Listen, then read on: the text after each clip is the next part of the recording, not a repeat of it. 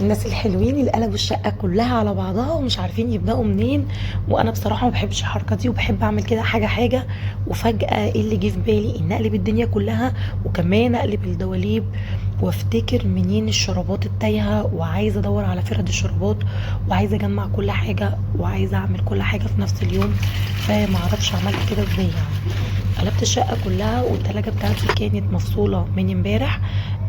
النور قطع عندي كذا مرة، وفجأة لقيتها مش بتسقع. ففضيت كل حاجة ورميتها في الديب فريزر، لاني انا بصراحة ما كنتش موجودة، وعيالي اللي عملوا كده. والدنيا ما كانتش حلوة خالص. فقلبت الدنيا، وبعدين ركزت وقلت انا هبدأ واحدة واحدة عشان المها. بس مش قادره اقول لكم، يعني انا صورت لكم جزء بسيط من المنظر اللي انا عملته في الشقه. مش عارفه انا عملت كده ازاي.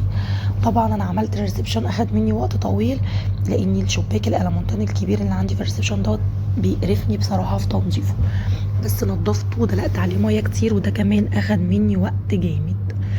شايفين بقى المنظر؟ قلب بدور بقى على فرد الشرابات، قلبين كل حاجه. التلاجة هنا هي كانت مفصولة، وابتديت اصبن فيها وانضفها. وبعدت اجيب لها مفارش، المفارش الخفيفة، يعني انا مش بحب احط في التلاجة مفارش تقيلة. منظر التلاجة مش قادرة اقول لكم كان عامل ازاي. مش عارفة البطاطساية دي اللي جابها في التلاجة. وبعدين قلت افضيها كلها واصبنها. طبعا انا تعبانة جدا، وكان بقالي كمان فترة تعبانة، فكانت الخيار مش موفق، يعني ان انا اقلب الدنيا كلها على بعض كده. شايفين منظر التلاجة؟ انا بقالي كتير، يعني داخله في اسبوعين ما حطيتش ايدي فيها. خرجت كل الحاجات عشان اشوف ايه اللي ليه لازمه وايه اللي ملهوش لازمه، وابتديت اصبن فيها. وبعدين لا، حسيت ان هي محتاجه الحاجات دي كلها تتفك كده وتخش تحت الحنفيه. ففكيتها ودخلتها عشان اغسلهم كويس جدا.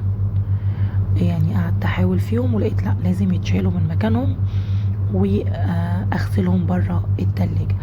خلصت التلاجة وصبنتها حلو قوي. وكنت بقى اجيب المفارش، وما لقيتش المفارش اللي انا عايزاها. فهستخدم بقى الرولات اللي هي بتاعت المفارش بتاعت الاكل. بعد ما بخلص التلاجة انا بحب احطها كده في فوطة وخل، وابتدي انشف التلاجة واشيل منها اي حاجة كده واظبطها. انا ما شلتش بقى الرفوف دي، لمعتها وهي موجوده. فعلا كان خلاص مجهودي قل، ومش قادره اعمل حاجه. حاجه حاجه كده، واستعينوا بالله وان شاء الله ايه هتخلصوا كل حاجه. انا عارفه ان في ناس كتير قلبت الدنيا ولسه ما لمتهاش. نبتدي نعمل في الاساسيات. انا بما اني تعبانه، فمش كل حاجه هنعملها في وقت واحد. يعني ما شلتش ولا قلب سراير ولا فوق دواليب ولا اي حاجه. مش جاي لنا تفتيش يا جماعه في العيد. اعملوا اللي تقدروا عليه، واللي ما تقدروش عليه قدامكم طول السنه. انا بصراحه بعمل كده، ومش شرط قبل العيد اهد نفسي خالص. ما لقيتش المفارش، فخلاص قلت اتصرف بعد ما رصيت التلاجة. وقمت بقى المفارش اللي احنا بنفرشها عشان ناكل عليها دي قلت هستخدمها. فالمفارش دي عريضة، فقصيتها منها يعني حتة صغيرة. عملت معايا يعني فرشت معايا التلاجة تقريبا كلها. زي ما انت شايفة كده ظبطتها بالتلاجة بتاعتها. وابتديت ارصها بعد ما يعني ايه زهقت، وقلت خلاص مش مفارش. وكمان لقيتها بقى خفيفة قوي، يعني مش هتبوظ التلاجة ولا حاجة. لان هي خفيفة خالص. ابتديت اقصقص فيها بقى كده على قد الاستخدام بتاع كل رف على قد التاني. ظبطيها، قيسي المقاس وقصيه.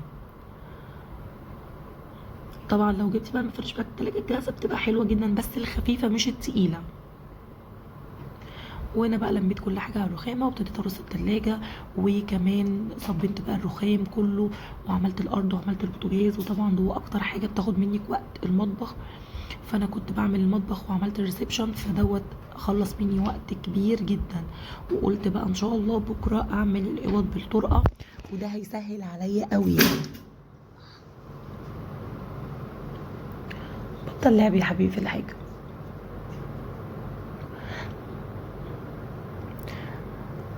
بس كده، واحنا طبعا ما بنسيبش علينا تراكمات، فالدنيا بتبقى سهله. الشفاط كنت عاملاه من فتره كده، يعني من اسبوع 10 ايام، ولقيته ما اتبهدلش قوي. قلت لا مش مهم، ممكن اعمله بعد العيد. مشيت المطبخ اللي لقيتها مش نظيفه خالص، وفعلا محتاجه تتغسل. خدتها في الحمام كده، وايه، هوب كده بادي سلام بقى على على المشايه. اديتها كده واحده بقى شمال ويمين، واديتها بقى ظبطتها. خلصتها يعني. مفيش طبعا هنا بقى مساعدة خارجية، خليت جلال يصب لي المية، وكمان لو في حتة مش قادرة اتك عليها يعملها لي. خلصت المشاية ونشرتها. الجو كان حر جدا جدا، ما اخدتش ساعتين 3 على في البلكونة، وكانت نشفت وبقت زي الفل يعني. نزلت بسرعة وجبت شوية طلبات، وهو ده الرول اللي انا قلت لكم عليه اللي انا قعدت اقصقص فيه، وظبطت منه للتلاجة.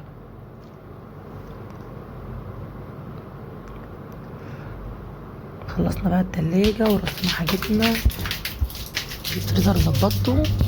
نمسح الارض بقى ونكمل بقية المطبخ.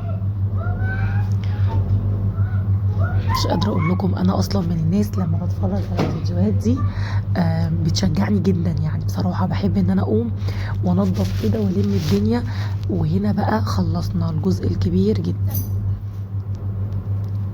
هكمل معاكم في فيديو تاني بكرة واوريكم عملت ايه في الاوض. ولعت بقى بخور وظبطت الدنيا، وبصراحة هنا كنت خلصت. انا مش هطول عليكم الفيديو، وخلصت كل حاجة، ويا رب انتوا كمان تخلصوا. اشوفكم على خير ان شاء الله في فيديو جديد. يا رب الفيديو يكون عجبكم، ولو لسه بتشوفيني لحد دلوقتي لايك وشير للفيديو عشان تشوفي مني كل جديد، وما تنسيش تفعلي جرس التنبيه. اشوفكم على خير ان شاء الله، وباي باي.